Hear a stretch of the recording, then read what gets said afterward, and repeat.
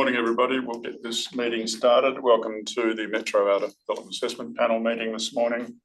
Declare the meeting open at 9:31, and doing so acknowledge that we're hosting this meeting on the traditional land of the Whadjuk people of the Noongar Nation. We acknowledge the Aboriginal people as the traditional custodians of Western Australia, pay respect to elders past and present, and the ongoing connection between people, land, waters and community. The meeting will be run in accordance with the MODAP Standing Orders 2025 under the Planning and Development Assessment Panels Regulations 2011. This meeting is being recorded and live streamed on the MODAP website in accordance with Regulation 42A of the Planning and Development Assessment Panels Regulations 2011. Panel members may refer to technical devices throughout the meeting to assist them. My name is Clayton Hyam, and the presiding member for this morning's meeting. With me I have Eugene Koltaz, the deputy presiding member, and online Nima Premji. Also for the City of Kwinana, we have Councillor Matthew Rose and Councillor Ivy Penny. And later on we'll have Councillor Jackie Huntley and Councillor Sonny Coetzee from the City of Wanneroo for that item. Apologies from Deputy Mayor Barry Winmar from the City of Kwinana and Councillor Bronwyn Smith from the City of Wanneroo. Minutes from previous meetings are available on the DAP website. Just moving to Part B of the agenda for the City of Kwinana. I'm seeking a declaration of due consideration. Can panel members note, or by raise of hands, advise that they are familiar with all the material contained within Part B of the agenda and the Part B related information, noting that there was an R13 direction response published on the 18th, and including the letter from McLeod's representing the town received this morning. Can I have a show of hands, please? Thank you very much. Disclosures of interest. Are there any disclosures of interest from members? Councillors, was this matter considered a council meeting? No, it wasn't. Okay, thank you. No disclosures of interest. Thank you. Moving on then to deputations for the item at 32 Mears Avenue, Kwinana, in the Kwinana Town Centre. Just a reminder to those presenting, you have 3 minutes and advise you to stick to the salient points as we have read all the material. So, Mark, how do you want to? Are you just going to start with yourself? I'll start. We'll do it collectively, okay. And then all right. Thank you. Questions to the team. Okay. Yes, I will. Thank you. Okay, just a quick introduction. Sorry, presiding members. So I've got Isabella Mossoli from Lab and Burnham Board Bar, traffic engineer from Transcore, and then Andrew Jennings-Lowe's, the designer from Hindleys and Associates. We also have our acoustic engineer and arborist attending via Zoom. The basis for my presentation is outlined in my written presentation summary. I intend to speak to the site-specific design considerations and appropriateness of the design outcome. The City's only contention with this application is that the built form of the proposed development is inconsistent with the Main Street design principles of the City's master plan. Whilst the City's master plan should be given due regard, it is only a master plan. In our review of the master plan, it has no regard to the site-specific constraints or considerations. The master plan contemplates a future building envelope on this site with nil setbacks to both Mears Avenue and Chisholm Avenue, along with the removal of the Chisholm Avenue crossover. The master plan's vision for this site is not a practical development outcome, having regard to the existing site and road reserve levels and its connection back into the Albert car park, as detailed in my presentation summary, which refers to those levels. The presence of significant mature trees on the subject site, and importantly, Alder's existing servicing arrangements, which require the use of both crossovers. The other important site planning consideration is the 3 large mature river red gums. The master plan has no regard to these existing trees. Whilst these trees are not endemic to this region, they hold amenity value. We identified the trees early in the site planning and design process and undertook an arborist assessment and route mapping exercise. The proposed design retains the two river red gums along Mears Avenue. Due to its central location, the westernmost river red gum cannot be retained and is proposed to be offset by providing two new river red gums at a pot size of 500 litres, along with 6 other new trees. The design of this proposal appropriately balances the site-specific considerations and seeks to provide a design that contributes to the Chisholm Avenue streetscape. In recognition of Chisholm Avenue as a main street under the master plan, we have sought to elevate the design outcome to create a street edge and some built form presence.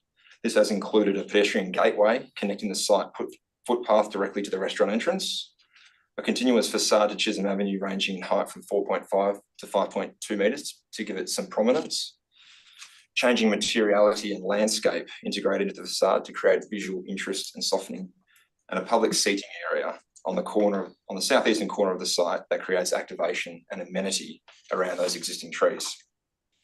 A genuine effort has been made by the design team to address the Main Street design principles whilst working within the specific site elements and accommodating the operational requirements of this particular land use. The city's key design contention with the proposal is that the drive-through wraps around the building and separates the building's entrance from the street. As detailed in my presentation summary, several layout and design options have been tested.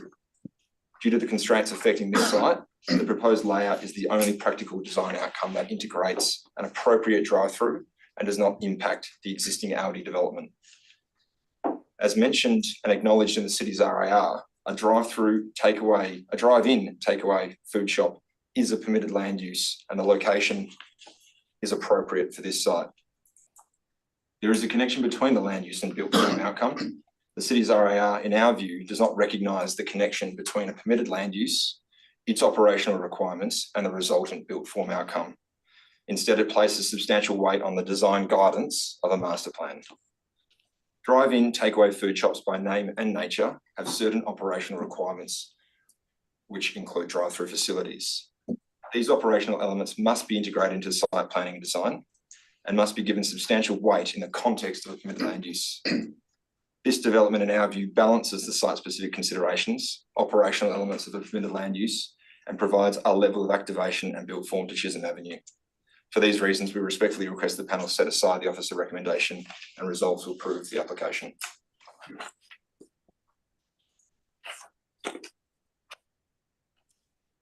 Thank you, Presiding Member. To begin, I'd just like to address the McLeod submission that we received this morning. And obviously that was only made available to the applicant perhaps less than an hour prior to this meeting. So we've had limited time to review, although we will seek to address the points made in the context of our deputation this morning. As a starting point, the letter does not actually engage with the central argument that is presented in the Lavin letter, being that the provision of the scheme, clause 1.4c, is contrary to the deed provisions to the extent that it purports to elevate the master plan to being something higher than a due regard instrument. In our submission, it remains the case that the master plan has never formally been gazetted as an amendment to the city's scheme and should therefore not be taken to form part of the scheme as a matter of law, and therefore can only be at most a due regard instrument, which by its nature cannot bind the DAP. Further, contrary to the city's classification of the document in its RAR, the master plan is not an activity centre plan or a structure plan, as it has not been adopted by the Commission. Further, whilst it remains the case that the master plan is an instrument capable of guiding development within a particular area, it cannot prevail over the text of the scheme to the extent of any inconsistency. The case cited in the McLeod's letter, being Azar, is not point, as that case was about a scheme provision, whether a scheme provision can validly refer to another planning instrument. It did not, however, say that a separate planning instrument can be assumed to form part of a scheme itself. Finally, even if it is the case that McLeod's submission is right and the Lavin submission is therefore wrong. The scheme only says that development must generally be in accordance with the master plan.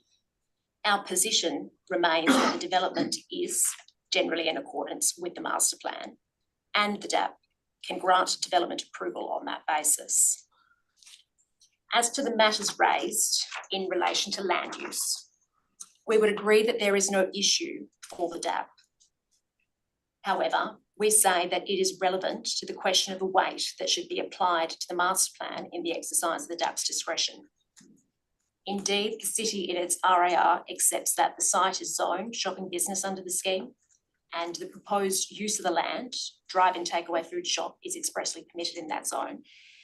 And whilst the northern part of the site is zoned town central residential, the use of the site for a drive-in takeaway food shop does not actually overlap with the portion of the site to which that town centre residential zoning applies. What we further submit is that in addition to considering the permissibility of the proposed land use designated by the scheme in the relevant zone, consideration should also be given to site-specific factors in the exercise of the DAP's discretion.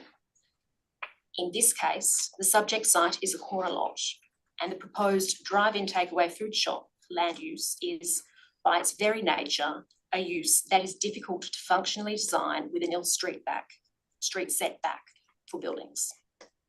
When considering that, against the fact that the master plan does not actually contain any site-specific development controls, the master plan must submit to the fact that the scheme supports land uses at the subject site that would not traditionally have nil setbacks.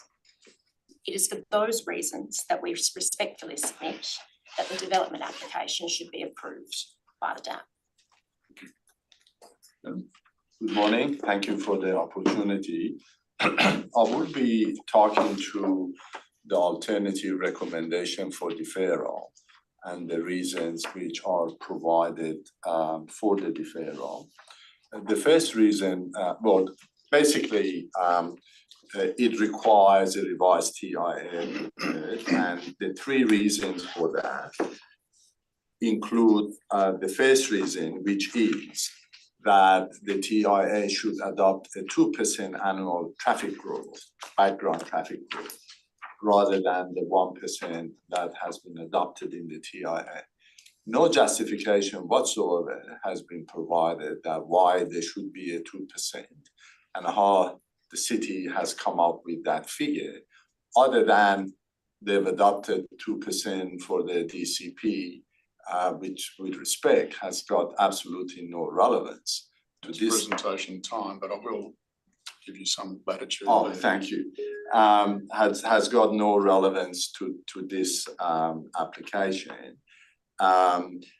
In looking at the adaptation of appropriate growth, you look at a couple of factors. One is historical traffic, and historical traffic actually shown a negative growth in the immediate area, and also the area-wide development opportunity. The area is fully developed.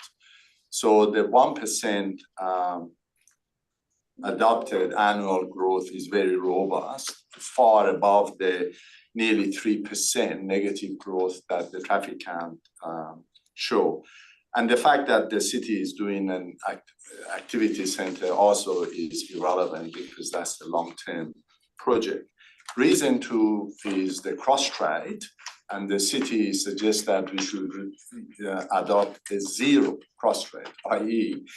the Aldi and the McDonald's that coexist use the same crossover, use the same basically parking areas. There's no one from Aldi goes to McDonald's or vice versa.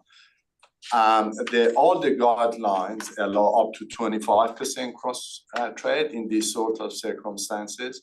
We've only adopted 10, notwithstanding you got a shopping center on the other side of the road. So we've allowed zero cross trade with the shopping center. And the third reason given by city, the latest traffic counts that we've done, we know nothing about that. It's never been communicated to us. The RAR doesn't even refer to it, so we don't know what traffic counts they're talking about. So frankly, it's too late to sort of bring something like that into the equation. And lastly, I just wanted to make one last point. The city suggests that if the TIA is revised based on what they are suggesting, there is a 50% chance that the roundabout intersection of Chisholm and Mears may need to be upgraded to a signalized roundabout. With respect, I think that such a suggestion is ill-informed because first of all, a roundabout has got far more capacity than a signalized intersection or even a signalized roundabout intersection. The only reason you provide signalized roundabout is to either fix an existing problem that has been adopted at the big roundabout in Bunbury, or to provide some sort of pedestrian crossing. So it doesn't really add any capacity. So roundabout as is will have far more capacity than what city thinks may need to happen if we adopt what they are suggesting. Thank you for indulgence. That's a pleasure. Okay, we'll move to questions of the presenters. Councillors, I'll go to you first. Do you have questions of the presenters? Right. Councillor Penny? No. Okay, questions? Okay. You said that the area is fully developed. Do you not recognise that the council may have plans in place for increasing densities around the centre that would increase development? Or sure. I mean, the council, I understand that council has embarked on an activity centre planning. That activity centre planning takes time to get developed and adopted, the plan itself. And then it takes reasonably long time for any growth or additional density, etc., to mature. So that is beyond the assessment period consideration for this application. Notwithstanding that we have allowed a 1% annual growth, despite the fact that the historical traffic shows almost a 3% negative growth. So in effect, we have allowed quite a reasonable up to maybe even 4% growth in our analysis. So any sort of medium-term rezoning that may occur would already be captured by the growth that we have assumed. okay, thank you. Emma. Thank you. First question to the planners. In your submission, in deputation, excuse me, you gave an alternative that you looked at. Is that the only alternative you looked at for the McDonald's, redoing the flow through of the traffic? Was that the only one that you looked at with nil setbacks? Early in this design process and prior to lodgement of a development application, we looked at several other layouts. The context of this layout is to demonstrate the difficulty of achieving a nil setback for this particular land use. The other ones that we looked at prior to lodgement of the application was more of your traditional developments sit back from the street boundary but orientated towards it. Certainly earlier on in the process, we understood that that kind of standard setback for this type of commercial development would not be supported by the city, and it also took out too many car bays for the Aldi development. Okay, thanks. And my next question to do with the traffic generation. In your deputation, you demonstrated a negative growth, but your traffic count just went back 1 year. How many years did you go back in order to get the trend of the growth or reduced growth? Sure, thank you. There are no traffic counts at all available on Mears Avenue, notwithstanding the city may have recently done some traffic counts. Then on Chisholm Avenue, there are only 2 historical traffic counts available. So we can only look at the information that is available.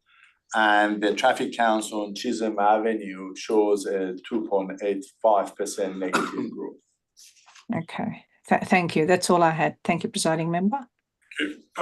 Mark, putting aside the practical difficulties of land use like this, from an urban design point of view, what's your comment on a use like that and the way it fronts the street with the cars running past? It's hard to ignore. McDonald's, I think, for an operator in that space, have evolved to meet design standards that are more contemporary in the urban setting. So we've seen a couple of examples recently with Kalamunda that had a drive-through wraparound. They've just in the last 2 years received development approvals at the Bullsbrook Town Centre, Two Rocks Town Centre, Horsehead Town Centre. All of those examples do include a wraparound drive-through. So it's quite difficult to ignore with this particular land use. But I would say there are examples, and one that we're working on at the moment in Pinjarra, where we have different spatial requirements at the site where we can actually achieve more activation to the street. So I think it all comes down to the site-specific considerations. I think there is a desire from McDonald's to achieve that where they can, but I think in this instance, it can't be achieved. So would it be right use but wrong site? I don't think so. Look, we can't ignore the fact that it's a permitted land use. There's also a direct correlation between these two businesses, Audi and McDonald's, as Ben kind of suggested to in his traffic, but this is not the first, and we're working on other projects where those two land uses co-locate on the site. So I do believe it is the right site for this use. Can you perhaps give your opinion on what you see as the current main street? Is it performing like a main street, current development there? I think it's difficult for the eastern end of Chisholm Avenue to perform as a main street. So in our presentation summary, we wanted to respond to the city's comment about this continuous built form edge.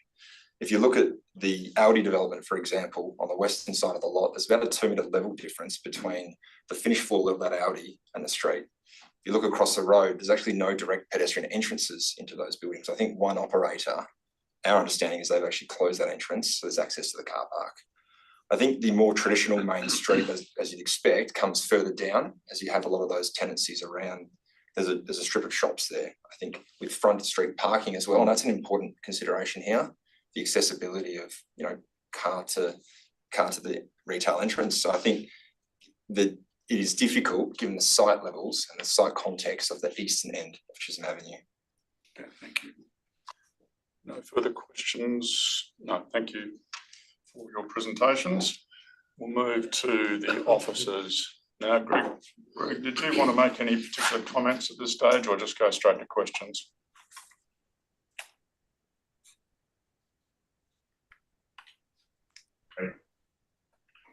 Thank you, presiding member. I'd like to just sort of run through a couple of points that we've made that sort of summarise our, but also respond to the applicant's further information and comments made this morning.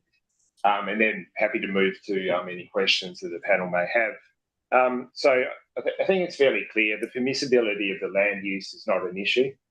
The P use, the city's certainly not contesting that at all. The primary issue is the built form. So the site's located on Chisholm Avenue within the city centre. Chisholm Avenue is the only main street identified for the centre. So there's an established planning framework, as we've talked about, the Town Planning Scheme 3 and Master Plan. And these are long-term plans. Kwinana is a sort of growth area, so these plans don't sort of happen overnight, but they've been consistently applied since adoption by the city and other decision makers since then. So both the documents recognise the primacy of Chisholm Avenue, Chisholm Ave, and seek to develop it as a main street. So one that has active frontages, appropriate built form, and importantly prioritises pedestrians over cars. We don't dispute the fact that the master plan is not a binding document, but it should be given considerable weight, and that's something that the SAT case explored. gave considerable weight to the master plan, higher than one of a local planning policy. And you'll also will have seen we've spoken about the city's legal response from McLeod's, which provides further case law examples to confirm SAT's decision and reasoning, which is somewhat contrary to the applicant's legal position. Regardless of that legal argument, it's basic sound planning principles that are outlined in SPP 4.2. I think the master plan is consistent with that main streets are to be occupied by buildings of high quality design, active frontages that cater for pedestrians. So the city's concern and reasons for refusal are the proposed design just does not achieve these principles. Whilst an attempt's been made to bring the building to the street and define the pedestrian entrances, at the core, the design is a suburban wraparound drive-through that prioritises vehicles over people. The built form to the property boundary presents as a wall or a fence with somewhat tokenistic opportunity or opening for pedestrians to walk. So that walking entrance is across the drive-through, so across vehicles to find the main entrance. So whilst challenging, the city doesn't consider that the site is of a limiting size or it doesn't present significant constraints to both accommodate drive-through and also meet the traditional sort of restaurant shop frontage to Chisholm Avenue, which is what the main street is hoping to achieve. We also note that in the report there's a KFC further down the street that has managed to achieve both those objectives. Also, just point out one of the examples mentioned by the applicant in Kalamunda of a recent DAP decision for McDonald's. It is quite a different context to the current Chisholm Avenue proposal. That was located on Canning Road, which is not the only primary pedestrian-focused main street in Kalamunda. It's somewhat out of the centre a little bit compared to this location. So, I mean, basically in summary, the city's RAR recommends refusal simply for the built form and design matters, not the land use or other matters. If the panel were not of the view to refuse the application, however shared the city's design concerns, the city would certainly support and wouldn't object to a deferral of the application to further consider design alternatives. Other than that, we've got all our officers here to answer any questions of the panel. Thank you. Thanks, Rick. Panel members, are there questions? I'll go to the councillors first. No questions from me at this stage. Okay. Councillor Penny? None from me at this stage, thank you. Okay. Questions? Yes, Nina. Thank you, presiding member. Right, I guess my question first is the TIA. The city has come back and said that the annual growth is 2%. What is your justification for that? So, presiding member, so in terms of the growth, we did mention that 2% growth. So we did a regional traffic study and we did also a regional operational model study with the assistance from Stantec and Main Roads. And the Main Roads fed the data based on the economic development. So the rates which they showed up in our network traffic growth ranged from 1.7 up to 2%. That was adopted in the macro level traffic modeling. So that's how it came up. And recently we did another traffic count on Chisholm, which is we only got from yesterday. We just got the raw data, so I managed to look through now, and it clearly shows there's a 1.76 growth in traffic compared to the 23-24, which is currently the historical data.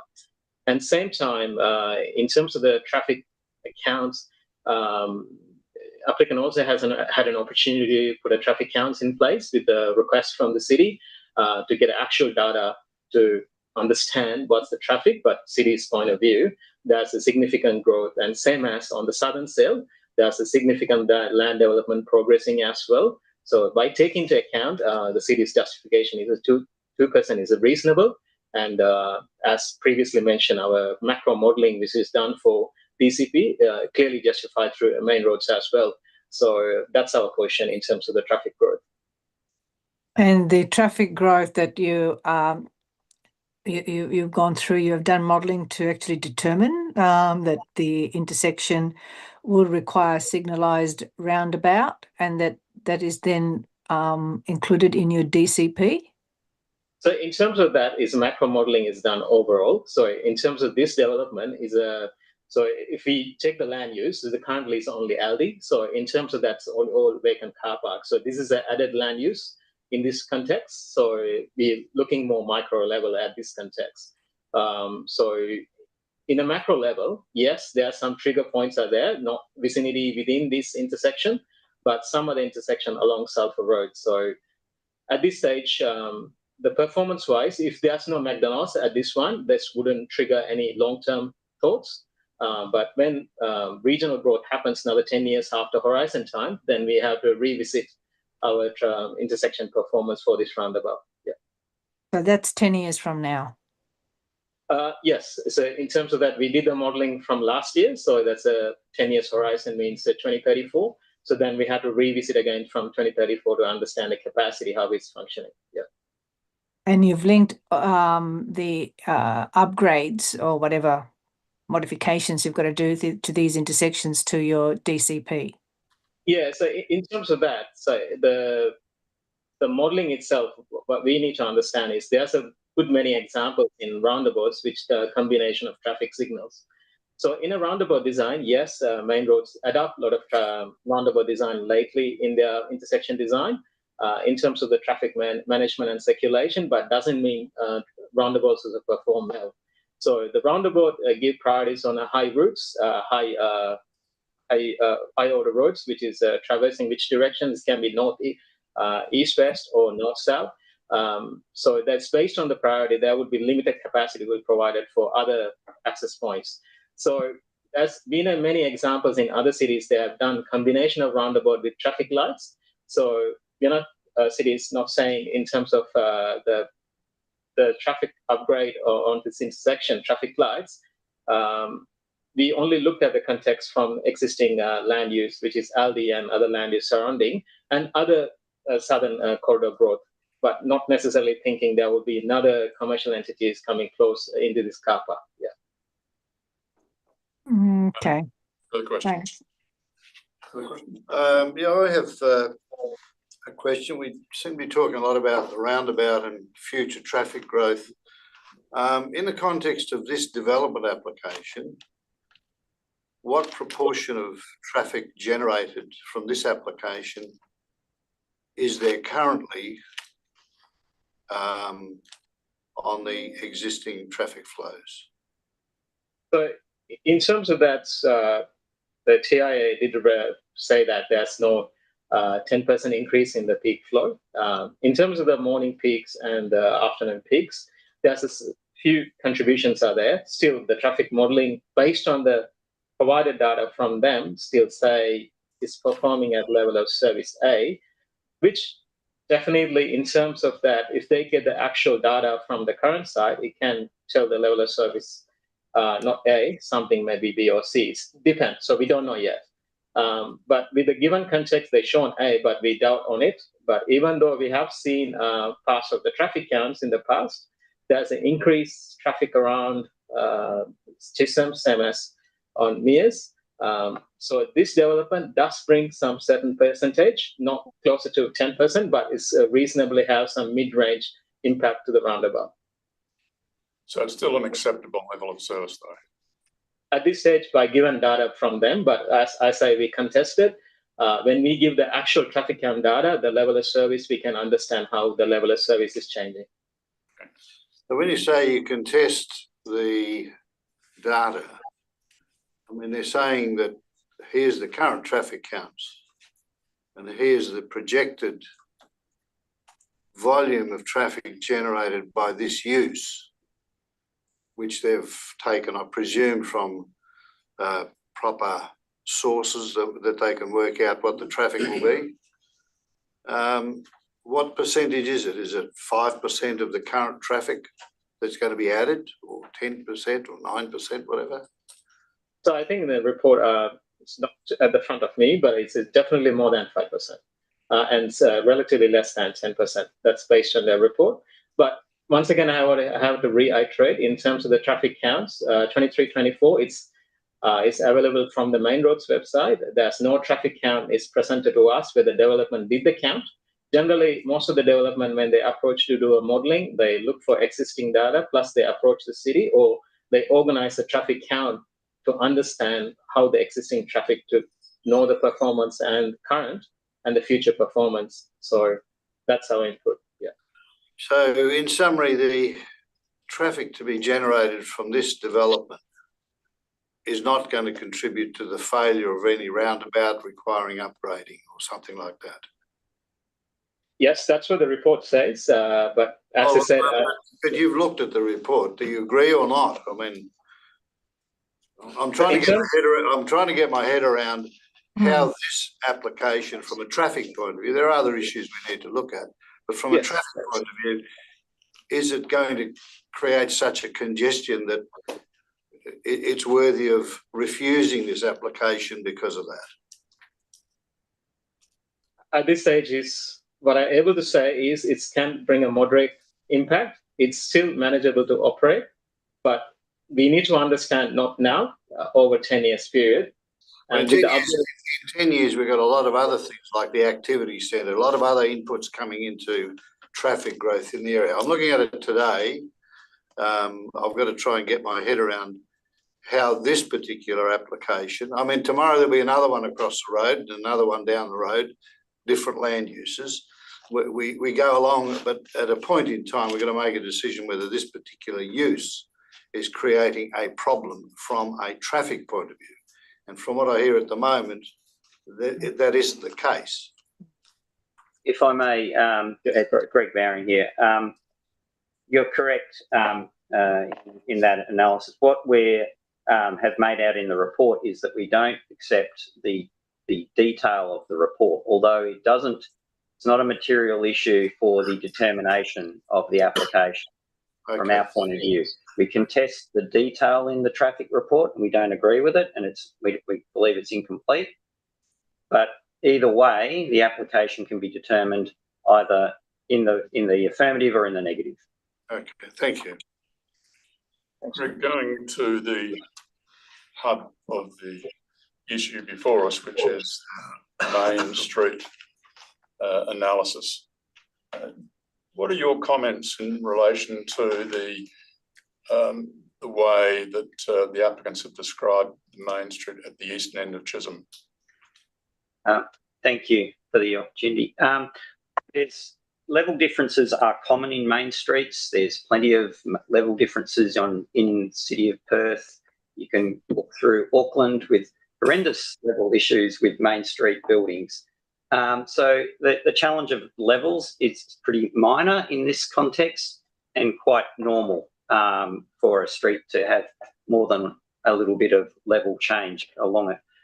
The opportunity has been established in the determination of the Aldi to have a Main Street building in this location on this site and potentially wrapping around the corner onto Mears. So what we are doing over time through the master plan is to establish or convert what was a suburban car-based centre to create a Main Street focus of activity for the Kwinana town centre.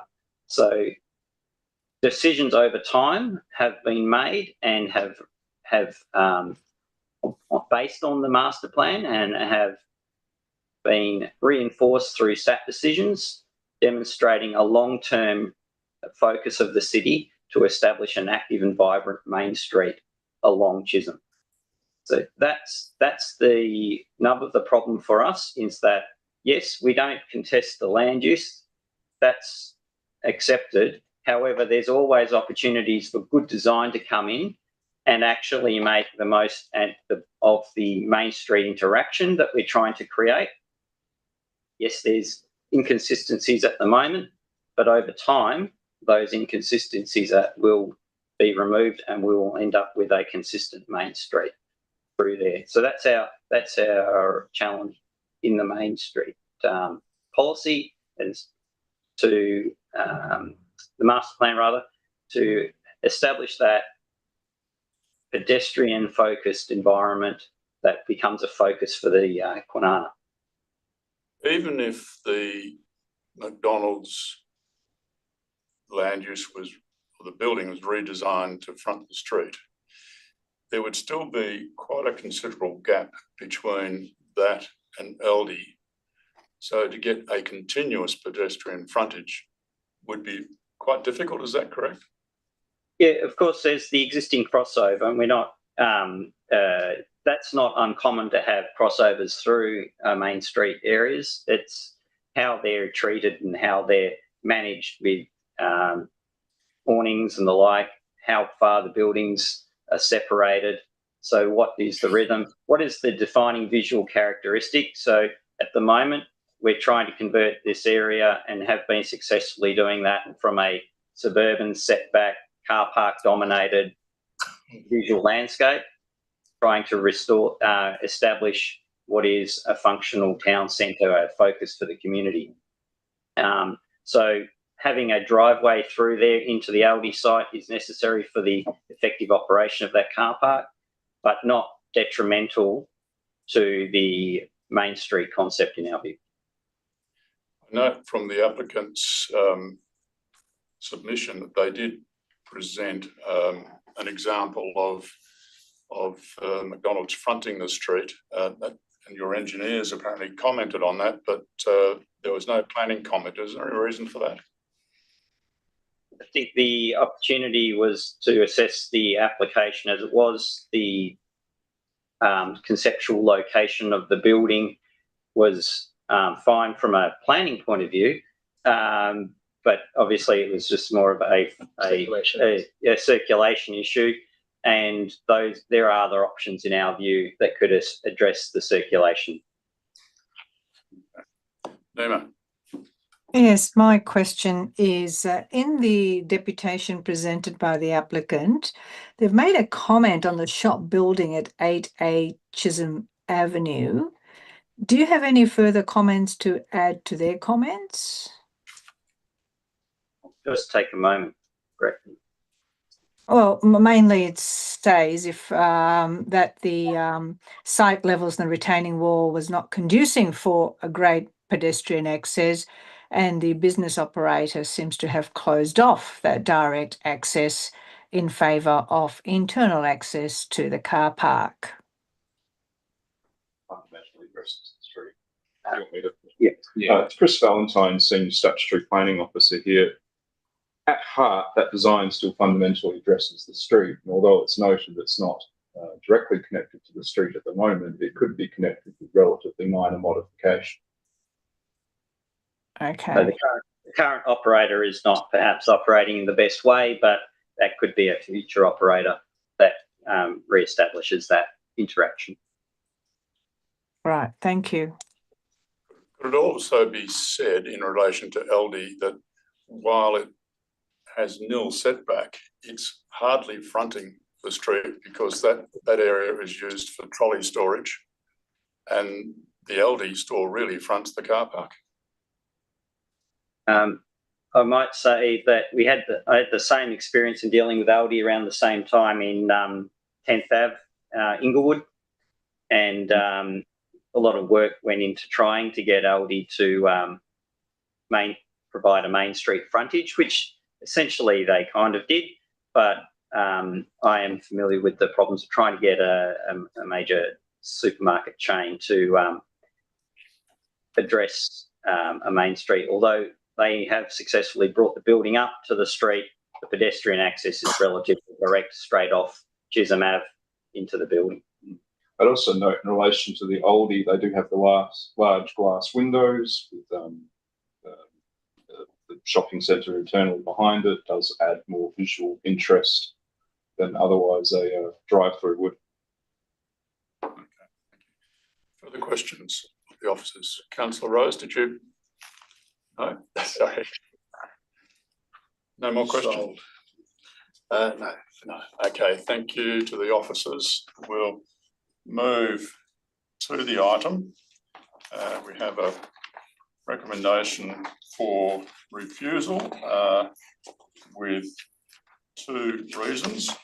I'll ask for a mover and a seconder for the refusal. Moved, councillor I'll Rose. move that. Thank you, councillor Rose. Seconder. Councillor Penny, thank you. Councillor Rose, over to you. Yeah, thank you, Mr. Presiding Member. Sorry, I've got a bit of a frog in my throat this morning.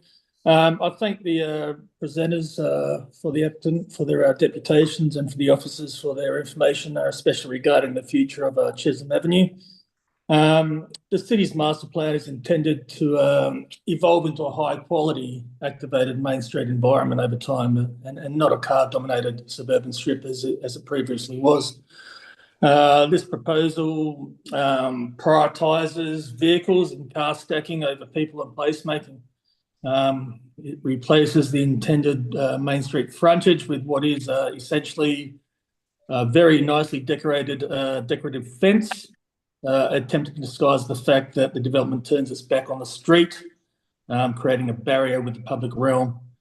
It delivers a design that may be perfectly fine in a suburban context or a commercial precinct, but is absolutely not appropriate for this site. If this is a design that has been lifted from previous designs and is consistent with the branding, but does not suit an area plan, then it should be redesigned or an alternative site found. The dominant feature of this proposal is an oversized, over-prioritised car stacking system. The cost of accommodating these vehicle movements is lost activation, lost presence, lost street presence, lost urban design quality, and streetscape that becomes vehicle first and pedestrian last, which is basically opposite of a main street is supposed to be. And also the proposed design creates what I believe to be new conflicts between vehicles and pedestrians, particularly the high number of high school students from the nearby high school, which will just be up the road, who will now frequent that area before and after school. The proposal will no doubt become the new hub for teenagers, even more popular than the existing McDonald's is now, which is just down the road, because that's what McDonald's does well. They provide the amenity and the high quality facilities that teenagers desire nowadays and demand. The configuration of the drive-through layout will cause concerns for those who enter from the rear along Mears Avenue to get to the front. They'll cross across the car park in front of the cars entering the drive-through. We know that because that's just what teenagers do. And those entering from Chisholm Ave will enter through the nice arc entrance there, but they'll be crossing in front of those vehicles exiting the drive-through. So this increases and the movements within this car park to get to and from the drive-through will increase turning movements and blind spots, and the drive-through queuing will create sort of unpredictable traffic interfaces. So vehicle dominance in this location contradicts the pedestrian priority of the town centre. I just want to touch on the community concerns regarding the red gum. I appreciate that the proposal seeks to retain the two other red gums, but I'll just give you some local context about why there has been so many submissions regarding that tree. The proposal requires, as the structure, it's a significant community value tree, and so the removal may be technically permissible, but as part of our community does not mean acceptable. So just those 3 trees on the site were planted at the same time as the old Kwinana Hotel, and those who have lived in the community since the 60s and 70s have seen those trees grow as Kwinana has grown, and they are a valuable reminder to those people of the history of this site. At a town centre that's striving to create a strong civic identity, the removal of the culturally valued natural asset to facilitate a car-based focused design contradicts the precinct's planning intent. The concerns raised by the nearby residents, mainly noise, litter and antisocial behaviour, will no doubt impact these residents. And while with containing the report, the noise is acceptable, we all know that 24/7 based drive-through setups do have a detrimental effect of those living so closest to the so close to these developments. So I just want to say that this is one of the most importantly strategic sites in regards to our Main Street design. Approving, a generic sort of drive-through on such a site would squander its long-term potential, weaken the Main Street vision, lock into an era of suburban development plan inconsistent with every strategic document guiding this precinct. Residents, business owners and community stakeholders have been consistent. The proposals don't reflect the vision for the town centre. Endorsing this development that is clearly out of alignment with the master plan would probably undermine public trust in our planning system and the development assessment panel, although that's not really a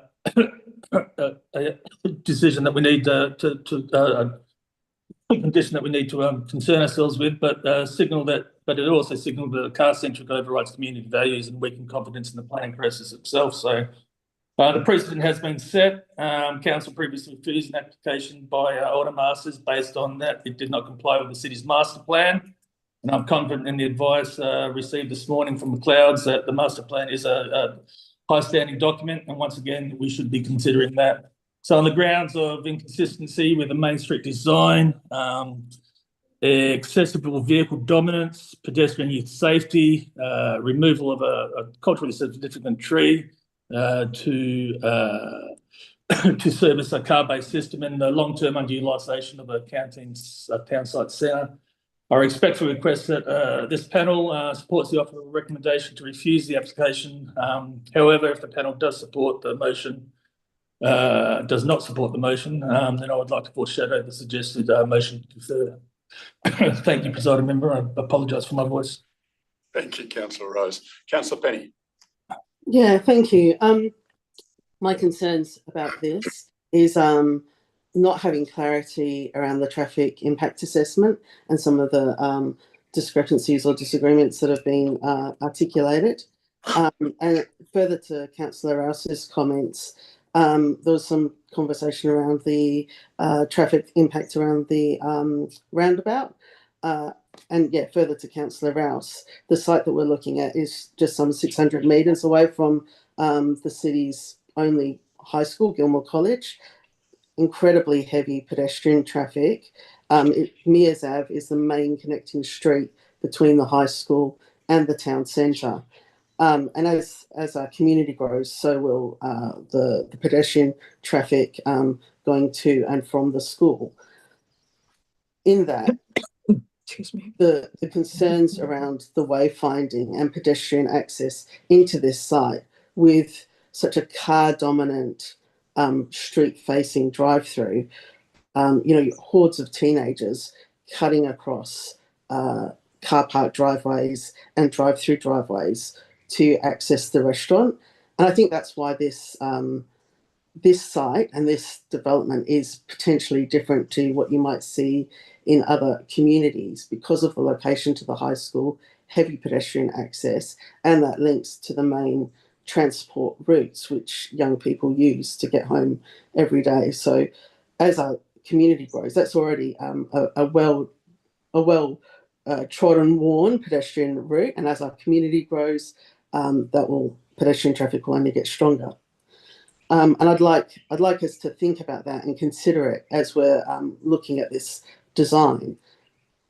One of the other points raised was about about how we treat the city centre precinct master plan, and this document, this plan, represents really sound planning and a vision for high quality outcomes for the Main Street. And it is a long-term plan, but we achieve that by the kinds of things that we approve in these incremental steps. Will this development add to and support increased pedestrian use of the Main Street and activation of that street from the eastern side, or will it be a deterrent? Will it block it? Does it contribute or does it detract from our pedestrianised city centre? And my view, as it currently stands, is it's a detractor.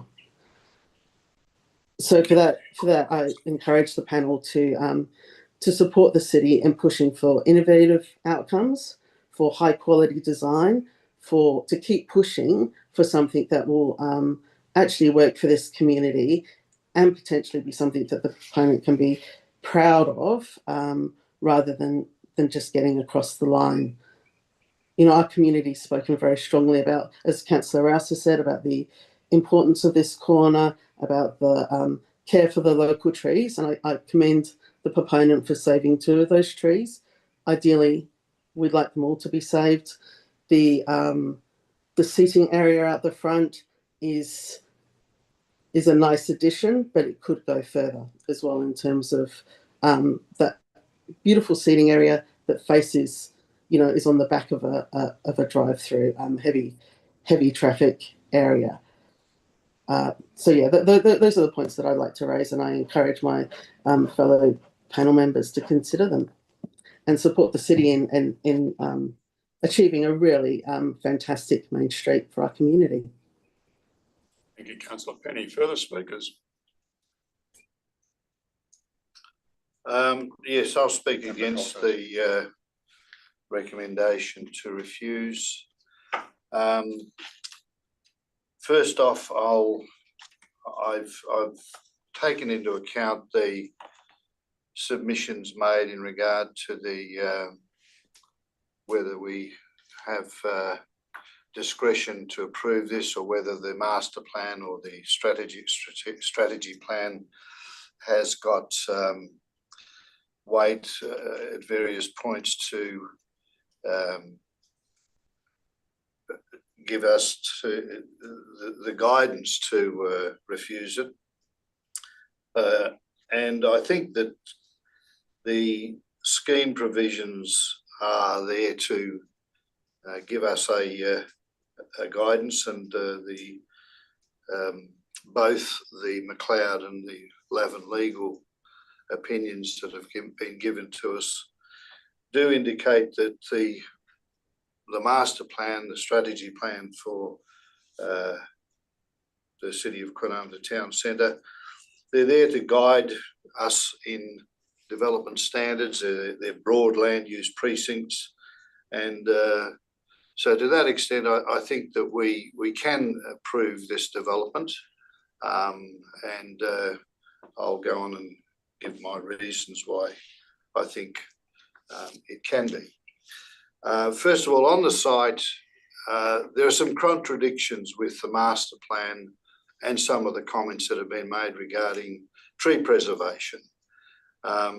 If the master plan or the strategy plan talks about nil setbacks and uses that address the street,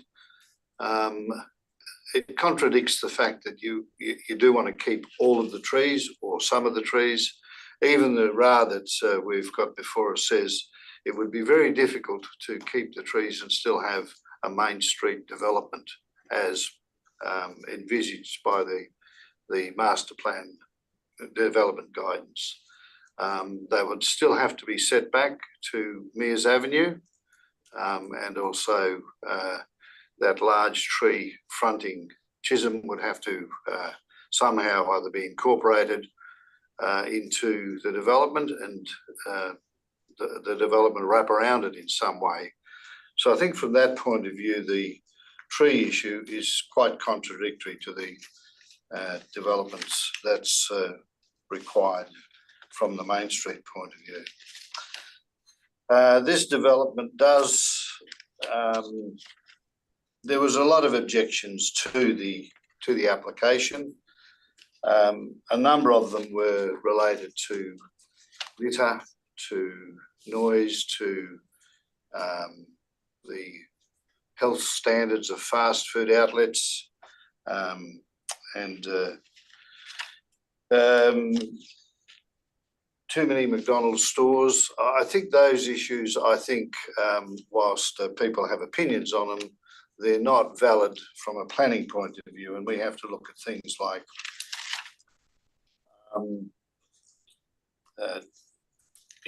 whether the parking's okay, whether the traffic flows are appropriate in and out of the site, whether the traffic is going to in some way be detrimental to the street system and cause failure to the street system. And in this case, that's not the case. the additional traffic that this use will bring to the site can be adequately handled without failure of the street system, and then in future there's a lot of other uses that are going to contribute to growth in that area that will require upgrades to the street system. In regard to antisocial behaviour, I think there's a lot of uses, a lot of fast food outlets. Every fast food outlet that's put forward these days has objections from antisocial behaviour. That's an issue that from planning point of view can't be considered. It's something that the responsible authorities are there to police, and I think in that case a lot of the whilst there are examples of antisocial behaviour, that can be said from a lot of land uses.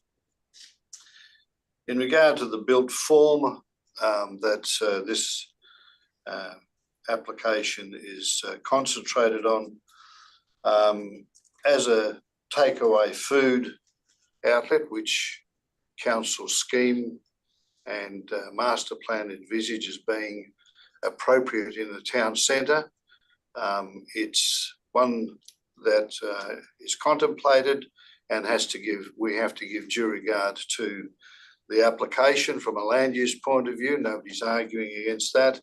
Now we look at the built form. And the built form of a takeaway food outlet requires a number of elements. It needs features such as parking, service windows, these days child play areas, internal seating, food prep and storage, and all of these do have that. These elements dictate the building internal and external layout. And in this particular site, the retention of trees has been an important one, and certainly in terms of Mears Avenue, the application has resulted in those being retained. Features such as site gradients and landforms, I'm conscious of the fact that if developers spent more money, they could retain and do all sorts of things, but in terms of practicalities, that's sometimes difficult. In order to future reduce amenity impacts, both visual and operationally, proponents have introduced planning report, a transport impact assessment, environmental noise assessment, landscape plan, lighting strategy, waste management plan, signage strategy, and the arborist's report. So technically, I think it addresses all of those particular issues. And in fact, the summary in the conclusion on the responsible authority report does support those technical reports that have come through. There's some concern about the traffic impact, but I don't think that's a drop dead issue between the council and their proponents. And the RAS, as I said, has accepted a number of the recommendations of the submitted technical reports. In terms of the street facade, the council's at odds with the proposal in that regard, and the proponents have presented, in my opinion, an acceptable facade that separates and screens the drive-through through the vehicle area to Chisholm Avenue with brick, steel mesh and timber to screen elements. Landscaping further softens the elements that they've provided. The development does achieve a number of elements of Main Street. One is activisation of the street. There's no doubt that these sorts of uses do activate the street, and in this case, there will be cross flow from the Aldi, from the developments across the road in the other parts of the town centre. In providing activisation, it does allow for passive surveillance. It allows for security of people that are using the site, and in fact, after hours, that is the case. There are a number of noise attenuation features, such as the screening on Mears Avenue, a masonry wall to the developments, residential developments to the north. So I think that the design of the building is fit for purpose as a fast food outlet. It's an example of a contemporary and interesting design with appropriate materials, articulation and relief that will integrate with the scale and diverse architectural and built form currently in Chisholm Avenue. So I'm against the refusal. Thank you. Other speakers? Yes, Emma. Oh, thank you. Presiding member, I also am in agreement with the deputy presiding member that I do not support the recommendation for a refusal. I endorse all the comments and agree with the comments made by the deputy presiding member and would like to add only 2 points. First of all, the City of Kwinana engaged an independent architect whose own conclusion was that this particular development was appropriate for the site, and the recommendations that was put forward by the architect in terms of the screening, the fencing, the maintaining further activation with the 2 streets has been adopted to a great extent by the applicant. My second point I would like to bring is that the traffic assessment report that we have talked quite a bit about, I do agree that there will be traffic added by this particular development, but not to the point that requires another review, or for the point that it will instigate a upgrade of or signalisation of the intersection.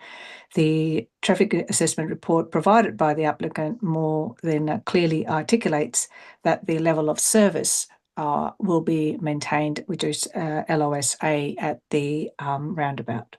Thank you. Thank you.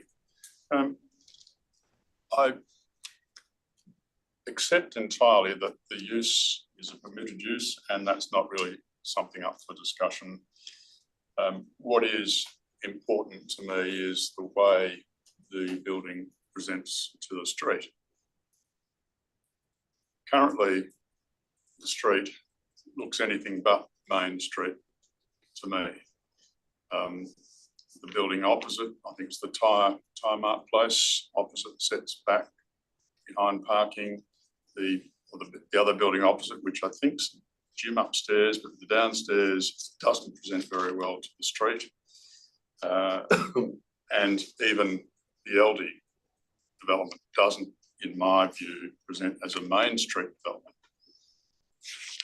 Having said that, though, I think it's important that we start somewhere with Main Street and understand what is trying to be achieved. Now, I accept that the master plan is simply policy or policy standing, which is a due regard document. But when you go to the scheme where it talks about predominant land uses and includes cafe, and we accept that this is a form of cafe. Clause 4.5.9.4 states that all buildings to achieve a high quality integrated development to be oriented to address Mears Avenue and Chisholm Avenue with minimal front setbacks and integrated signage. So it's not just the master plan that's seeking this, it's actually through the scheme itself.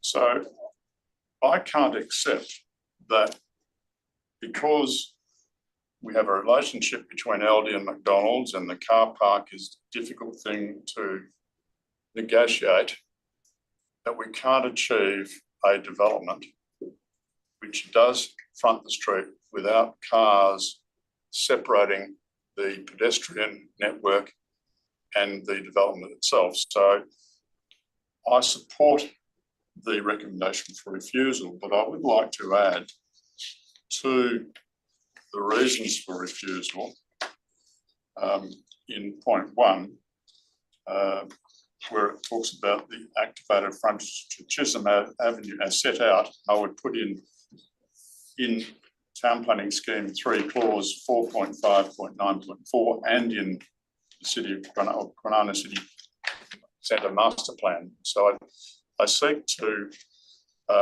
amend the reason by those words. So I'd be seeking a seconder for that amendment. Yes, Councillor Rose, thank you. Councillor Rose, did you want to comment on it? No, thank you. Are there any other comments on that? No, I'll put that amendment. All in favour? Against? That's carried. All right, thank you. So while I accept it's difficult to design these things, I don't think that those other reasons for not being able to do it are valid reasons. So I support the amended reasons for refusal. Back to the mover. Thank you, Presiding Member, and thank you for those comments. I totally agree that the street may not look like a main street at the moment, but the whole intent of the master plan and the scheme is that we will eventually get there one day. So we don't want to compromise that with any developments that don't fit to that scheme. Just on a couple of local points, from a local point of view, and I know this area well, that roundabout at certain times of day does indeed become a choke point. And this development will add to that with the comes and goings from the vehicles using the drive-through. Regarding the removal of trees, they were a condition. The 3 trees remain as a condition of Aldi when the development was approved. And although the comment made is maybe very difficult to keep these trees, if we comply with the master plan, it doesn't say that's impossible or unacceptable to keep those trees to do so. In regards to the built form, the parkings and windows and food storage and everything were mentioned to be, they needed to be accommodated in that design. And yes, this proposal does accommodate that, but KFC have managed to achieve all that while still conforming with the master plan. And so, yeah, I'll just leave it there. And thank you. I'll stop talking now. Thank you. Thank you. I'll put to the vote. All those in favour of the refusal? Against? That's carried 3-2. Thank you for that. And thank you to the council. Oh, hang on, we just finished this section of the meeting off. Thank you to Councillors Rose and Penny for your attendance and to the officers. Thank you very much.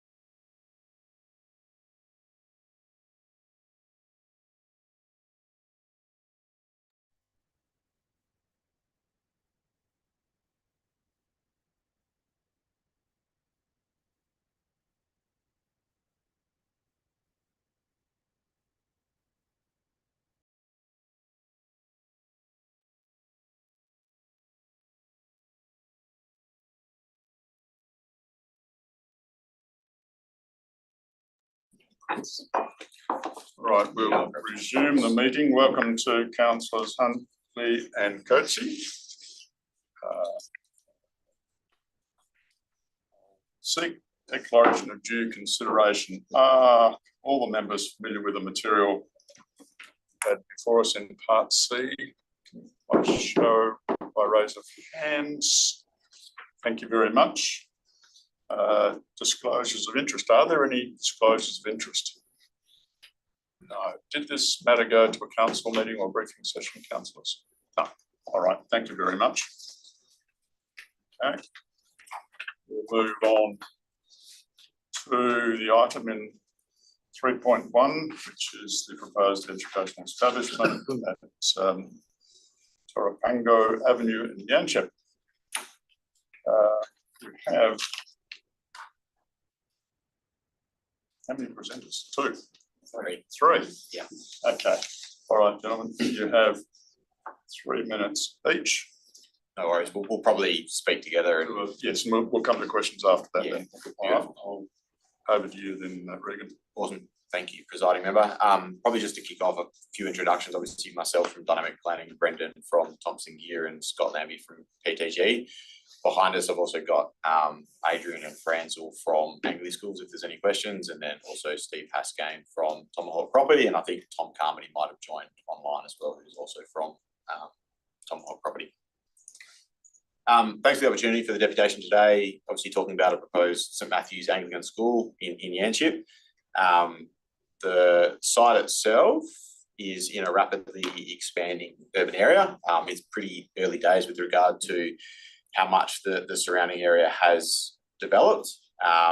It's obviously in close proximity to the Yanchep train station, and then to the west of the St Andrews Avenue and St Andrews Drive extension will be a neighbourhood centre shopping centre. So proximity wise, great for a school. It's been recognised or identified as a school site for a long time since the adoption of the structure plan essentially, and the DA today essentially is stage one of realising that vision that the structure plan had. Being an expanding urban area, the road network sort of surrounding the site is I guess in its infancy, with Peppermint Avenue to the south, obviously where we're proposing to get access from, the only current road access to the site. St Andrews will eventually be extended up to Torapango, and then Peppermint will also wrap around the corner on the eastern side of the site as well, which will have a separate access point.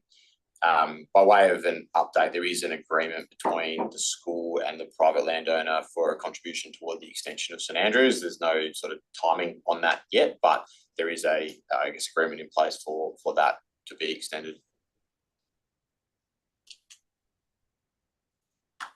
Development itself, as I previously mentioned, it represents stage one of the St Matthew's Anglican School. The stage one component based on the Anglican School's 10-year plan is to accommodate 288 students, but the actual build capacity of the buildings that are proposed on site will have a limit of 353 students, which will be relevant when we come to some of the discussions on the conditions of approval. Subsequent stages of the school, there'll be a DA for stage two, sort of 2027, construction 2028, and then operational hopefully in 2029. Stage one, we're hoping will be constructed next year, and then it'll be operational by the start of the following year. The overall capacity of the school is forecast at this stage to be 1,200 students and 85 staff on a full-time equivalent basis. Just jumping into a few of the conditions we'll touch on, I'll hand over to Brendan just to touch on the notification conditions, and he'll walk you through his letter submission that he provided. Thank you, presiding member. Fundamentally, the wording of these notification conditions has an issue. This type of condition's been through a number of SAT cases and the Supreme Court, who have commented that only a local government or a public authority have the power to cause a notification to be imposed.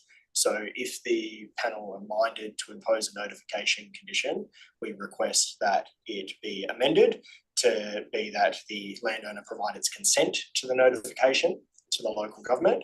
It's then up to the local government to actually go through with it. So that's an easy one. There is a further particular issue with proposed condition 5, which is proposed to provide a notice that there are roadworks coming in the area.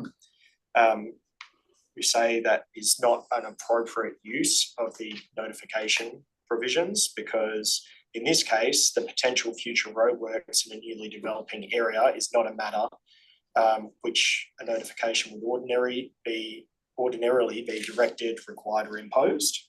It isn't any of the standard matters which apply, and these notifications run in perpetuity. They run with the land.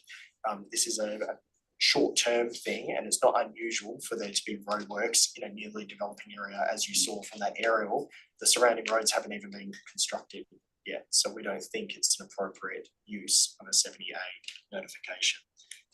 If you were minded, the comment about using notifications for normal or not unusual matters was dealt with. I put it paragraph 21 of my submission, which I'll let you read afterwards if you mind. Thank you. Thank you. The next condition I'll touch on, mostly hand over to Scott, but essentially condition 3 refers to a limit or a capacity of 288 students, which we accept was based on the information that we provided to the city during our application process, and that was based on a 10-year plan or a forecast. Our request is to, tie that to a hard and fast number of, build capacity, as opposed to a number that could potentially fluctuate based on enrolments. So the build capacity is obviously 353 students, and that's what we request that condition 3 be amended to. The concern I think the city had during the assessment process was around sort of traffic modelling and ensuring the surrounding node network can, accommodate the number of vehicles that might result from the number of students proposed. And as a result of that, we've had Scott from PTG run some numbers on the 353 prior to today's meeting, just to give some confidence that it can accommodate that additional number, which Scott can get into now. Yeah, thanks very much through the presiding member. As mentioned, the TIA report was written on the basis of 288 students, as that was the advice at the time that was going to be the cap. However, at no stage does that suggest that number itself is an upper limit or represents any sort of capacity limit to the road network. So an updated SIDRA model was prepared for the JDAP to demonstrate this, and it included the additional trips for the student capacity. So you can see the table there that replaces the one within the TIA that includes the additional trips that would be attributed to 353 students. And then those trips were distributed within the existing network, again, as done within the TIA. Now, the SIDRA results that can be seen here show that the assessed road network will still be expected to perform at an excellent level of service A, and I think there was one movement which had level of service B, which is still a very high level of movements. And it should also be noted that as part of the assessment in the TIA, the traffic generation for the school at no point was it adjusted or discounted to take into account the school's close proximity to the Yanchep train station or likely school bus services that will attend the school. So in the real world situation, once the school is operating, there would be likely significant reduced vehicle trips associated with students arriving via public transport. So the assessment that was originally done and this new assessment with the higher number of students is quite robust because there's no discount. The traffic generation numbers we use were no different for this school than we would have for a school located, kilometres away from the train station. With reference to condition 5, which was touched on by Brendan, so notwithstanding the planning and legal statements already provided, from a traffic engineering perspective, there's no current geometric reason that the intersection of St Andrews Drive and Peppermint Avenue would need to be restricted to left in, left out only, which was a potential suggestion mentioned within the condition. While it's acknowledged that significant development within the Yanchep Activity Centre is still to occur, and with it increased traffic, the sketch plans provided within the presentation demonstrate that suitable intersection upgrades, such as intersections with turning pockets or even a roundabout, can easily be accommodated within the existing road reserve with minimal infrastructure disruption. As you can see, even the roundabout, misses all the footpaths, etc. So there'd be minor disruption from that perspective. So should traffic conditions increase to a level where better control is required to ensure suitable network capacity at that intersection, these suggested upgrades could be implemented to ensure free-flowing traffic is able to continue at the intersection long into the future. And part of the reason, I guess, we touched on that is that operationally the school requires that to be a full movement intersection, and we would, as the framework and road network develops out to the future, we would strongly object to any sort of suggestion that becomes a left-in, left-out intersection. Just wrapping up, very quickly touching on conditions 13 and also 18.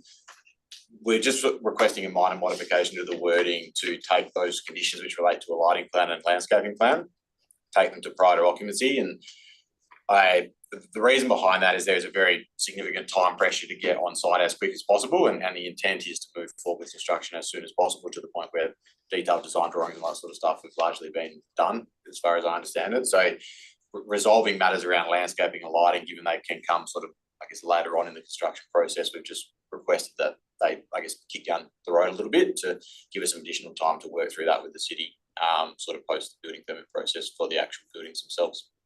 Thank you. Right. Thank you. Questions of the presenters from panel members? Councillors, do you have any questions? Yes, Councillor Huntley. Hi, thanks. Yeah, I have a question. I was looking at the landscaping, and I did notice, obviously in Yanchep, there is quite a significant bit of bushland there, and as soon as you start to water anything, you are going to land up with quite a few native animals coming in. So I did wonder whether you were thinking of putting, say, some Banksias or Grevilleas. I did notice there are none in your landscaping plan. So just really to reiterate, the birds and the bees really love those trees, but I'm not sure if that's the reason why I haven't put them in is because of allergies or whatever. But I do think that might be something that you could consider. Yeah, look, I'll take it on notice and probably ask the question of the landscaping consultant when we work through and address that condition of approval. I do know there was a bit of backwards and forwards through the DRP process and in consultation with Anglian schools around, I guess, budget constraints, sort of functional open space landscaped areas as well. But can certainly take that question on notice and desire for that sort of species and discuss it with the landscaping consultant. Great, thanks. Further questions? Yes, Councillor Coatsy, sorry. Hi, everybody. I do have a question with condition number 3, the student capacity limit, to increase it to 353 students for stage 1. Will there be enough parking bays for that? Yes, there would be. There's a surplus based on the current scheme. I can't remember what the numbers were off the top of my head. It's in the RAR, but I think there was additional capacity within the parking requirements, I guess, for that additional capacity. And we sort of felt that it made more sense to align it with the built capacity of the building as opposed to a forecast from Anglian schools. Further questions? Okay, thank you. Further questions, panel members? No. No. Oh, Councillor Hunt. I have one question. Obviously, we've got big problems with schools once they reach that 1,000 capacity, with that 15-minute to school and from school parent parking. How are you going to address this? Even I know you've got a fair few parking bays there, but I was just looking at the the turnaround, once parents start to stop, if the roadway is too narrow, then obviously you're going to get a backup of cars. Are you going to make sure that you provide enough space so cars can actually come out? And if there is no parking, that the continual circle can still go ahead, so parents can still move in a circle, so they are moving until a space becomes available, because once they go into street parking, it's a nightmare. Yeah, you're correct. Thanks for the question, and it's, I guess, probably in part a consideration for subsequent stages of the school as it develops out, because I take your point, 1,000 kids or parents potentially picking up children associated with that number of students is significant. But through the master planning process, there was a significant effort made to have a substantial amount of queuing on site within the proposed car parking areas to essentially allow that, and multiple crossovers to get in and out of the site to allow that constant circulation, so we aren't backing up traffic, I guess, on the public road network. Councillor Coetzee. Thank you. I will follow up on that one. I was thinking of leaving these questions for a little bit later, but I might as well ask it now. I do know that St. James Anglican School and Alkimos have a current parking issue, and to go on to the traffic problems there as well. Are we making sure that this new school will not have the same problems as St. James is sitting with at the moment? I can't speak to the problems at St. James. I can say, though, that this site is significant by way of land area for a proposed school, being approximately sort of 12 hectares. I think the government average for a standard primary school is around 4.5. So there is a substantial amount of space available to accommodate parking should it be necessary into the future. Then I'll ask the same questions then to the City of Wanneroo managers. Thank you. Thank you. When we get to that. All right. No further questions? No? Okay, thank you, gentlemen. We'll move to the city officers there. Thank you, everyone. Gentlemen, do you just want to take questions? I've got just a short spiel, if you don't mind, just for the development and response to these submissions as well. Yes. Okay. Thank you.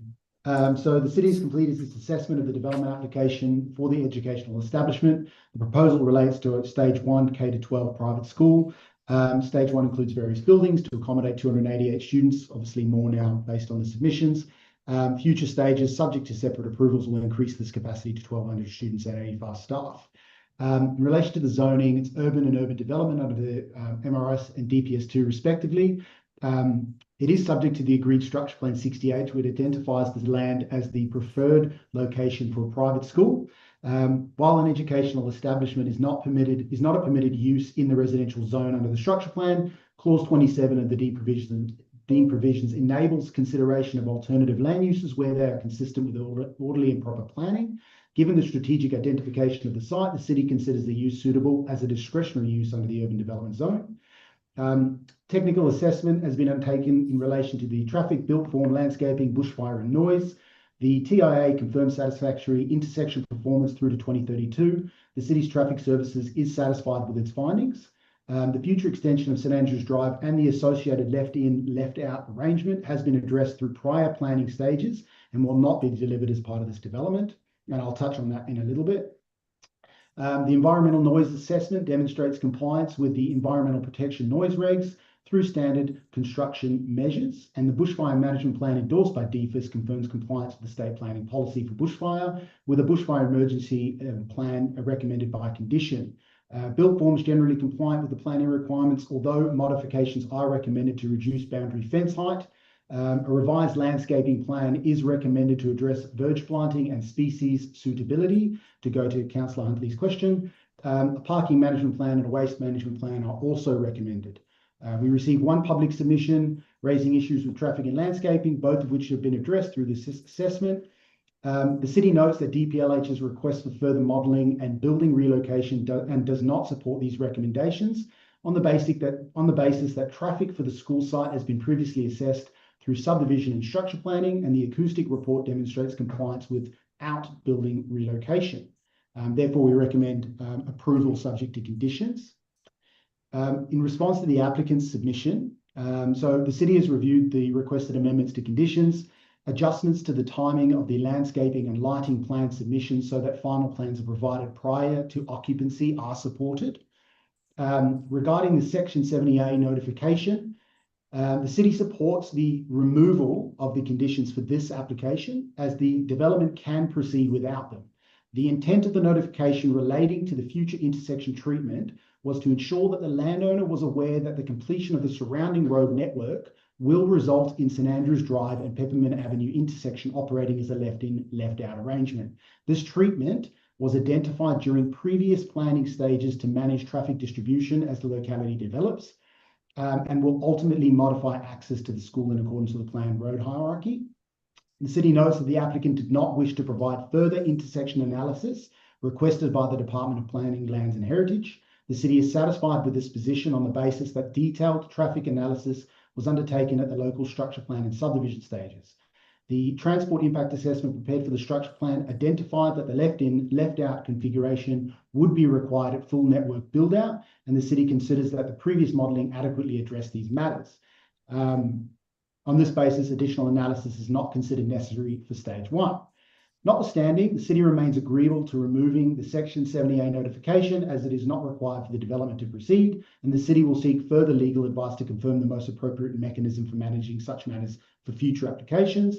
And just finally, the city also notes that the request to increase stage 1 student numbers to align with the built capacity of 353 students. This is also supported as the pro rata parking assessment identifies a surplus of 39 on-site car parking bays, which offsets the shortfall in pickup and set down capacity and ensures parking provision remains sufficient. Thank you. Thank you. Sorry, gentlemen, I meant to get your names before we get to you. I've got one name down here. Can I have your names, please? Yep, Nick Devekis from Manager Approval Services. Say Nick. Nick, N-I-C-K. And Aaron Jones, Senior Planner. Aaron, yeah, thanks, Aaron. All right, we'll go to questions of the officers. Are there questions? Councillor Coetzee. Thank you. My question was already answered about the parking.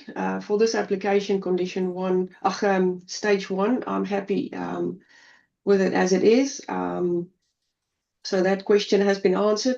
I just want to make double sure about the, because it's a new development area currently happening and into the future, the road design for the school setup to avoid future traffic problems. Have the city looked into this into depth, as I know St James, to go back again to St James Anglican School, have a significant problem around traffic from the very start. I think the school was something like 2 years old and there was already traffic issues there and again parking issues. So I know it was stage 1 is very easy, and I know this is just stage 1, but I know that there was issues in the very start there as well around traffic. Yep, that's it. Sure. Look, the issue with the schools is they can't guarantee how much of an enrolment they will receive. So planning generally will try and limit the capacity of the schools through conditions, which aligns generally with the parking capacity on site. When a school is proposing to exceed that capacity, they would submit for effectively an amended application, generally with some additional parking proposed with that application to support the new student numbers. Sometimes that the enrolments could sort of roll out in a way that they exceed that capacity, not to their own fault, but it just can happen. And then usually what you would find is a subsequent development application, usually retrospectively, will be submitted to deal with that traffic. That's similar to the Alkimos example that you're talking about. Their planning proposal was compliant, the numbers were compliant, they exceeded their capacity just through the sheer enrolment numbers, and they have a development application in at the moment to deal with that retrospectively. So in this particular case, we note that the original proposed capacity was dealt with through the parking numbers. We actually have a surplus, so that, I think that the increase in the student capacity to 353 students is actually a good move because it just means that the school won't have to submit almost immediately to deal with any sort of higher amount of enrolment than what they have expected through their application. So the 353 students, I think, will be supported by the proposed parking. Thank you. I'm happy with that. Sorry. Thank you. I'm happy with that answer. Thank you. Thank you. That was very good. Just a very quick question. You saw that the applicant has put forward in their deputation that the left in, left out, which was approved or whatever, it could be there, could be a roundabout there. You don't see a problem if that was the case, if it had a better flow of the traffic? At the moment, it's kind of a non-issue because the St Andrews Drive is not being extended or proposed to be extended at the moment. I suggest that if there was a extension of St Andrews, then we can address that at that stage through the appropriate traffic modelling. Okay, thank you. Thank you. Other questions? Nope. Okay, thank you very much to the officers. We'll move on to the item. Recommendation for approval with a number of conditions. Now, I'm going to seek a mover and seconder of the published recommendation at this stage, and then we can move to any amendments after that. So is there a mover for the published recommendation? Yes, Councillor Coetzee, seconded. Thank you very much. And Coltaz. Not much to say. I'm happy with it so far. Thank you. Okay. Yes, look, I'll have lots to say that way. Look, it's an application that's contemplated under the city's planning framework. There's scheme provisions, there's structure plans, there's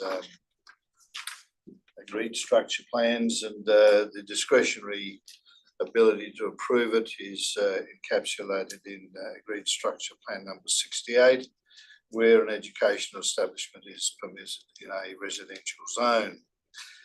There were some comments from Department of Planning, DFIS, Department of Fire and Emergency Services. They generally support the application. There were some issues with the Department of Planning, but they seem to have been resolved, or the council doesn't consider some of the requirements to be need to be implemented. The design review panel member comments and the applicant's response to the stage 1 proposal were appropriately worked through, and the stage 1 landscape concept, there were some issues with that, but they were to be covered in the revised plan. And the planning assessment, there was no issue with land use, traffic access and volumes. The volumes can all be accommodated on the street system, and in accordance with full development of the school in 2032. And in this case, the stage 1 is well and truly being able to accommodate it, although the road network hasn't been completed. That might present some issues, but it seems like the applicants have covered that with council. Car parking, there's plenty available, and I think that the built form is appropriate, and there was a condition requiring some reduction in scale for the solid boundary walls facing Peppermint Avenue. Once again, there's a condition there.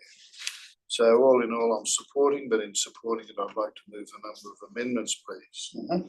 Amendment 1, condition 3 be amended so that the maximum number of students to be accommodated be 353 instead of 288, and that is covered through the fact that the traffic analysis parking requirements have already been allowed for at 353. So I'm moving that. Is there a second for that amendment? Yes, Councillor Huntley, thank you. Any speakers on that? No. All right, I'll put that amendment. All in favour? That's unanimous. Thank you very much. Okay, amendment 2 to delete condition number 5. I think that's been well and truly covered in terms of, oh, sorry, Neema, you seconding that? Seconded? Yes, sorry. Neema, Now that I've Premji, got thank that. you. Yes, that's been covered through the legal opinions, and I don't think there's need to No. go further into that. All right, any further speakers on the deletion of 5? No, I'll put that all in favour. That's unanimous, thank you. I'd also move another amendment. Yes. To condition 6, the wording of that to read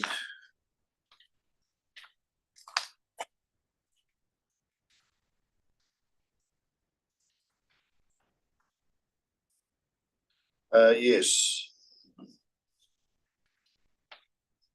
Yeah, prior to the commencement of the use, the landowner shall provide consent to a notification pursuant to section 70A of the Transfer of Land Act 1893, placed on the certificate of title, etc., stating the what's in the transport corridor.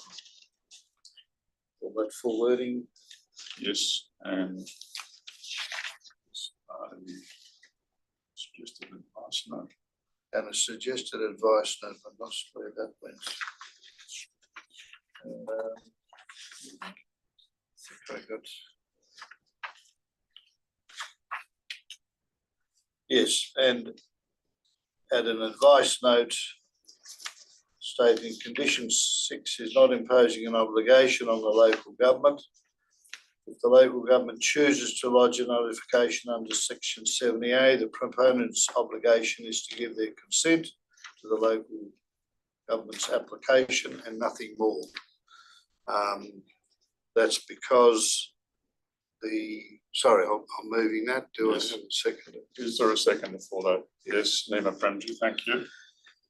Yes, the reason for that is that the onus is on the local authority to lodge the section 78, not the owner, and I think that's has come as a matter of case law, I presume, and the obligation on the proponent is to give their consent and nothing more, so the council would have to lodge the notification. Neema, a second.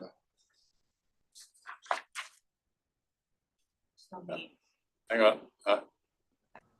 I agree. I second that. I don't have anything further to add. Okay, further speakers. Just also noting that the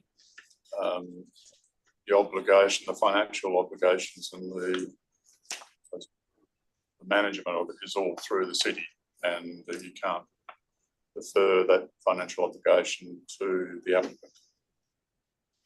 Okay. Okay. Back to the mover. Further modification to condition 12. Hang on, I'm just going to put that to the vote. Oh, sorry. All those in favour of those changes? Thank you, that's unanimous. Okay, and a final amendment, and that's to condition 12 regarding the schedule external finishes and materials. I'd just like to add the words at the end that the development must be finished in accordance with the approved schedule, and any variations to that shall only be approved to the satisfaction or by the city of Wanneroo. Because as time goes on, if they want to change the colour of a wall or something, we don't want to have to make them go back through the DAP for that. Yes. Seconder for that? Yes, Councillor Coetzee, thank you. Are there any speakers on that? No, I'm going to put that to the vote. All in favour? It's unanimous. Thank you. Still with you. No, so with those amendments, I'm fully supportive of the development application, and it's well written up in the conclusion in the RA, so our reasons for decision will be easily conveyed. Further speakers on the motion? No. No. I'm going to, I'm not sure whether the officers answered this, but whether they agreed with the request for conditions 13 and 18 to go from prior to lodgement of a building permit to prior to occupation. I can't recall. Nick, can you remind me of your comments? Yes, that's fine. No, there's no problem with us. I think we could probably just remove the wording prior to lodgement of a building permit and then leave the remainder of the conditions untouched. So prior to occupation. Yeah, so the condition says at the end there, completed prior to occupation. Probably just, I mean, my suggestion would just be to remove the first section of the first sentence, which says prior to the lodgement of building permit, and then the remainder of the condition can remain untouched. Right, I still think it needs some sort of timing related to that. So I'm going to speak on the matter, and I fully support the proposal.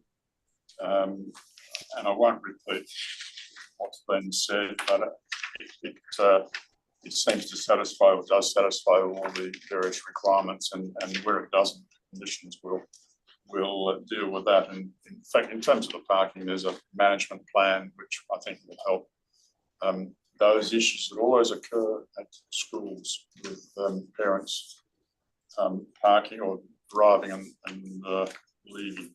So I'm going to put or present an amendment to both, I'll do it involve both conditions 13 and 18, so it's prior to occupation of the dog. So is there a seconder for that? Second. Yes, Jean Coltos, thank you. Are there any speakers on that? I think it's self-explanatory that this helps them get on with the job, and they're still going to be putting in detailed landscape and other plans, lighting plan. So are there further speakers on those amendments? No, okay. I'll put the amendment down. All those in favour of the amendments to those? Thank you. That's unanimous. Thank you very much. So back to the mover to wind up the debate. That's Councillor Coatsy. Thank you. I'm happy with all the changes and happy to support it. Thank you. Thank you very much. I'll put the motion as amended. All in favour? That's carried unanimously. Thank you very much.